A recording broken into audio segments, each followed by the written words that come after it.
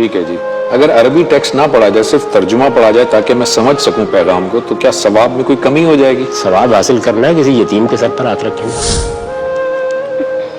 کسی بوڑھے کو سڑک پار کرائیں، جا کے گھر میں کسی بزرگ کی خدمت کریں، یہ ثواب کے کام ہے۔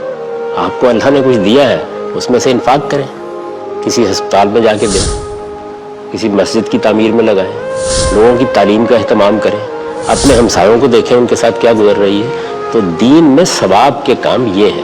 قرآن کو ہدایت حاصل کرنے کے لیے پڑھا جاتا ہے۔ قرآن مجید نے یہ بتایا ہے کہ کتاب انزلناہ مبارک لیدبروا آیاتہ ولیتذکر اولو الالباب، کہ یہ کتاب مبارک کتاب بابرکت کتاب ہے، یہ تمہاری طرف اس لیے نازل کی گئی ہے کہ تم اس کی آیتوں پر غور کرو اور عقل والے اس سے نصیحت حاصل کریں۔